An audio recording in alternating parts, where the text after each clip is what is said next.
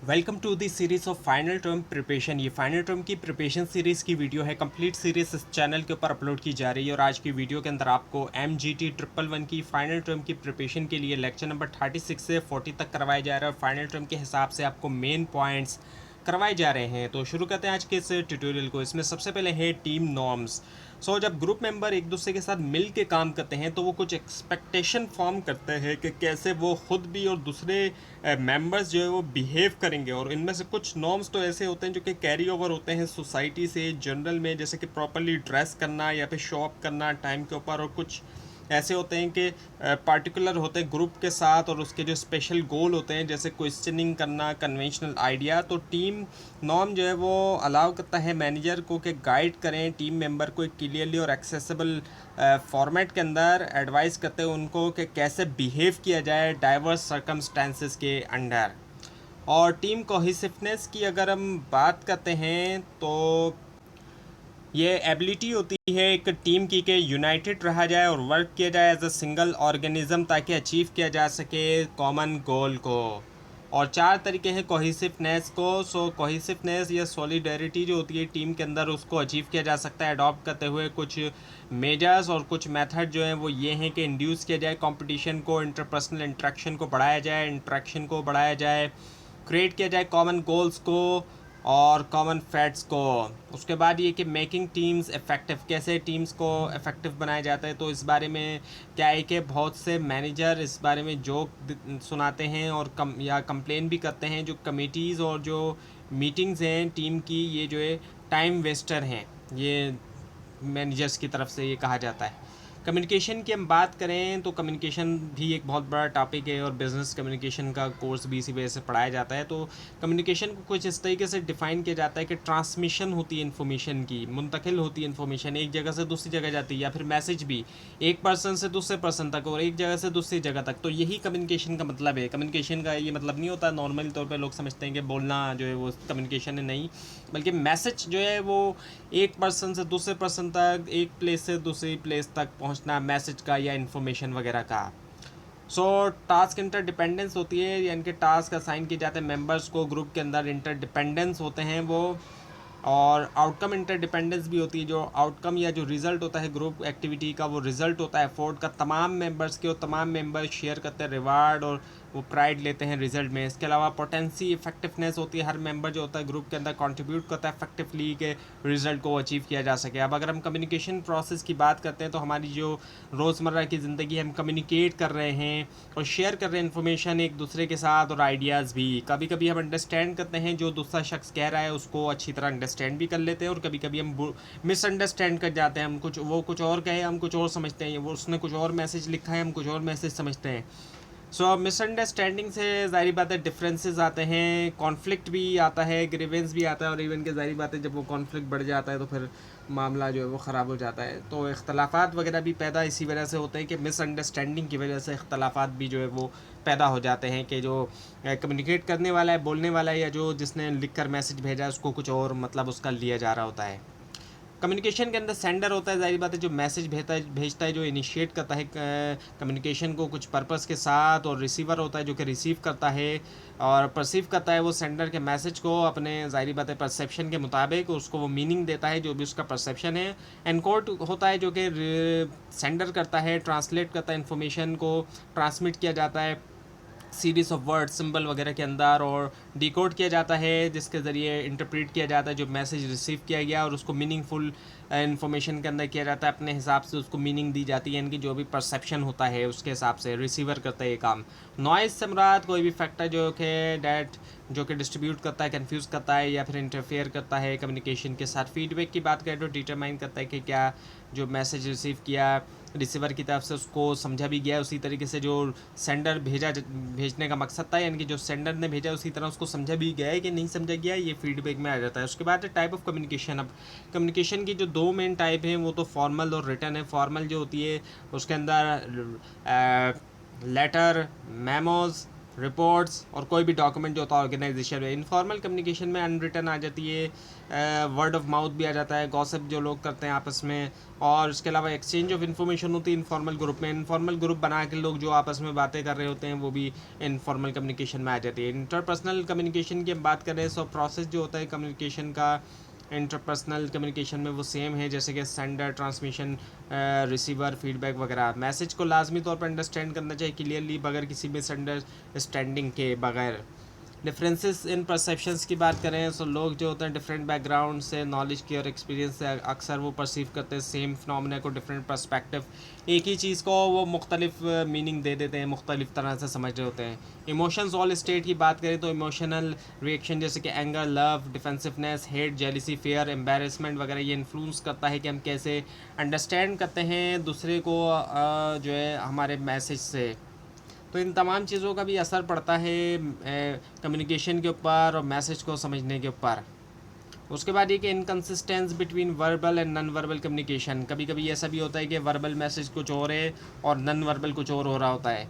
सो message जो हम भेजते हैं और रिसीव करते हैं स्ट्रांगली इन्फ्लुएंस होता है नॉन वर्बल फैक्टर्स से, जैसे कि बॉडी मूवमेंट से, क्लोथिंग से और डिस्टेंस से जिससे हम बात कर रहे हैं उसके और हमारे दरमियान कितना डिस्टेंस है।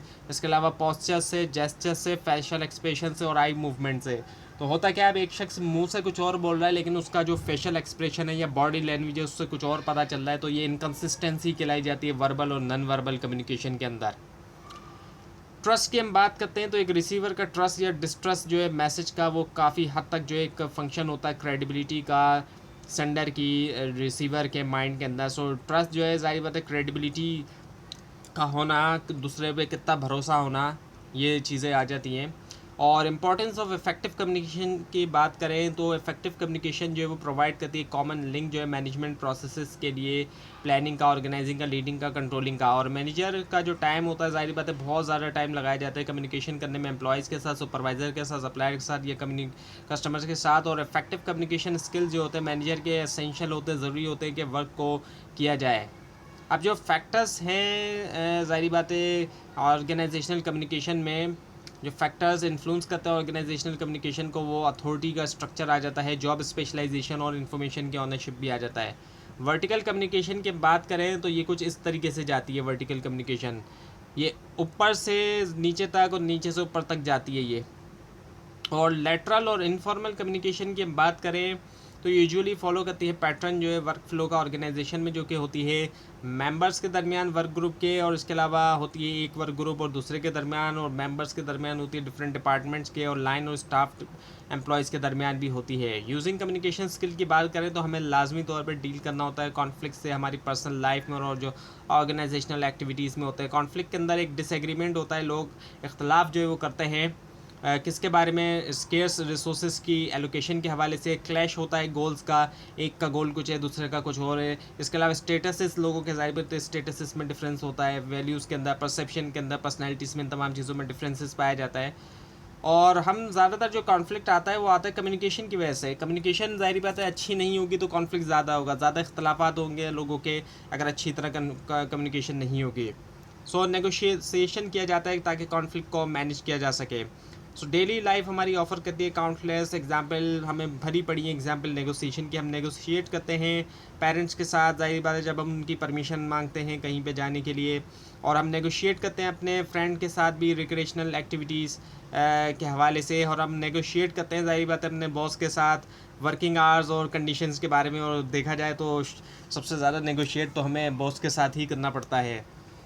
और गाइडलाइंस जो है नेगोशिएशन के लिए वो ये कि एक सेट होता है क्लियर ऑब्जेक्टिव का हर बारगेनिंग आइटम के ऊपर, और जाहिर बात है हम जल्दबाजी ना करें और डेटा के साथ प्रिपेयर रहें, डेटा और फैक्ट्स वगैरह को हम अपने पास रखें, मतलब जमा करें उसको, और फ्लेक्सिबिलिटी मेंटेन करें अपनी पोजीशन में। अच्छे लिसनर बने, अच्छे लिसनर बनने का तरीका ये है कि जो भी अच्छे लिसनर हैं उनकी जो भी तरीका है उसको देखें कि उनकी क्या क्या क्वालिटी है, और इसके अलावा बॉडी लैंग्वेज के ऊपर भी हम देखें, जो स्पीकर है उसकी बॉडी लैंग्वेज से भी हम फ़ायदा उठाएं कि उसका क्या मतलब है कहने का, तो हम अच्छी तरह समझ सकते हैं जो कुछ वो कहे। अथॉरिटी स्ट्रक्चर की हम बात करते हैं तो हिरार्कल स्ट्रक्चर जो ऑर्गेनाइजेशन का, जहाँ पर हर लेवल और जो पोजीशन है उसके पास अथॉरिटी है कि उस काम किया जाए, करवाया जाए। एक्चुअल डिफ्रेंसिएशन की बात करें तो ये जो जॉब स्पेशलाइजेशन, जहाँ पर हर जॉब डिफरेंट होती है दूसरी से with respect to its specialization. Owner information ownership की बात करें तो हर एम्प्लॉय जो होता है अकॉर्डिंग टू उसकी जो पोजीशन है वो होल्ड करते हैं कुछ इन्फॉर्मेशन जो कि जॉब के हवाले से होती है। डिस्ट्रिक्ट एडमिनिस्ट्रेशन की बात करें तो इसको डिफ़ाइन किया जाता है एज अ कटिंग एज के तौर पे टूल जो है पब्लिक एडमिनिस्ट्रेशन का, और इसके ज़रिए इसका मतलब ये होता है कि डिस्ट्रिक्ट जो होता है फॉर्म करता है पाइवोट जो है एडमिनिस्ट्रेशन का। फंक्शंस जो है डिस्ट्रिक्ट एडमिनिस्ट्रेशन के, इसके अंदर एग्जीक्यूटिव की अगर हम बात करें तो लॉ एंड ऑर्डर जो है वो एक बहुत ही इंपॉर्टेंट फंक्शन में से है जिसको डिस्ट्रिक्ट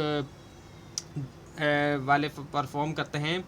और एग्जीक्यूटिव फंक्शन जो है वो एग्जीक्यूटिव के अंदर फंक्शंस जो है वो इंक्लूड किए गए कि दिया जाए, इंक्लूड दी पावर हो शामिल रही कि दिया जाए लाइसेंस या परमिट्स वगैरह। जुडिशल फंक्शंस की हम बात करें तो डेप्टी कमीशन जो वर्क करते हैं डीएम के तौर पर, क्योंकि ये सुपरवाइज़ करते हैं जो फंक्शनिंग है तमाम एग्जीक्यूटिव मजिस्ट्रेट की। और रेवेन्यू की हम बात करें तो डीएम जो है वो कलेक्टर भी थे रेवेन्यूज़ के, जैसे कि लैंड रेवेन्यू, वाटर राइट्स वगैरह, और जो मैनेजमेंट है लैंड की, और अकाउंटिंग है रेवेन्यू की, और इम्प्लीमेंटेशन जो है रिफॉर्म्स की।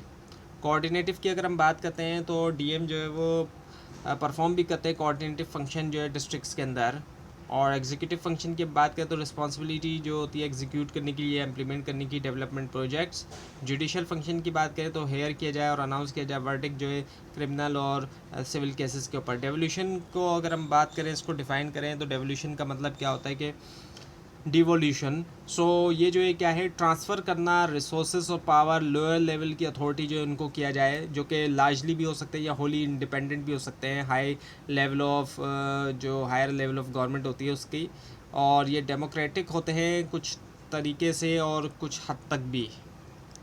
वाई डिवॉल्व क्यों किया जाए, क्योंकि एलोकेटिव एफिशिएंसी होती है बेटर मैचिंग के ज़रिए पब्लिक सर्विसेज को लोकल प्रेफरेंसेस के साथ। प्रोडक्टिव एफिशिएंसी होती है सो इंक्रीज अकाउंटेबिलिटी के ज़रिए लोकल गवर्नमेंट की सिटीजन्स तक। फ्यूअर लेवल्स होते हैं ब्यूरोक्रेसी के, और बेटर नॉलेज होती है लोकल कॉस्ट की। अब 3 लेवल हैं या टीयर्स हैं गवर्नमेंट के, जिसके अंदर सेंट्रल गवर्नमेंट होती है, सेंटर के ऊपर प्रोविजनल या स्टेट गवर्नमेंट आ जाती है उसके बाद, और सबसे नीचे जो आती है वो लोकल या डिवॉल्व गवर्नमेंट आ जाती है। ऑब्लिगेटरी फंक्शन की हम बात करें तो हर जो लेवल होता है गवर्नमेंट का वो परफॉर्म करता है उसके फंक्शन।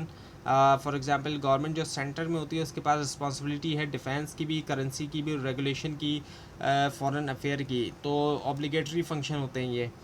और डिस्क्रिशनरी फंक्शनर जो होते हैं तो ऑब्लिगेटरी फंक्शन तो लाजमी तौर पे परफॉर्म करना होते हैं, जो कि पीछे आपको ऑब्लिगेटरी फंक्शन के बारे में बताया गया था, लोकल गवर्नमेंट को लाजमी तौर पे परफॉर्म करना है। लेकिन ऐसे फंक्शन भी होते हैं जो कि गवर्नमेंट जो है परफॉर्म कर भी सकती है, नहीं भी कर सकती है। डिस्क्रिशनरी फंक्शन होते हैं, इनके पास चॉइस हम कह सकते हैं, इनकी मर्ज़ी के ऊपर होते हैं ये। सो ऑब्लिगेटरी फंक्शन वो होते हैं जो कि एसेंशियली तौर पे परफॉर्म करना है लोकल गवर्नमेंट ने। और एलोकेटिव एफिशिएंसी की बात करें सो सर्विसेज और गुड्स जो कि मैच करते हैं नीड लोकल लोगों की। तो ये थी आज की वीडियो। आपको इस बारे में कोई क्वेश्चन है, खास तौर पे इसमें कोई मिस्टेक दिखाई दे ज़रूर हाईलाइट कीजिए। और इस पूरी सीरीज़ को देखने के लिए और फाइनल टर्म एग्जाम्स की प्रिपरेशन के लिए इस चैनल को सब्सक्राइब कीजिए, बेल आइकन के ऊपर क्लिक कीजिए। Thanks for watching this video and best of luck for your exams.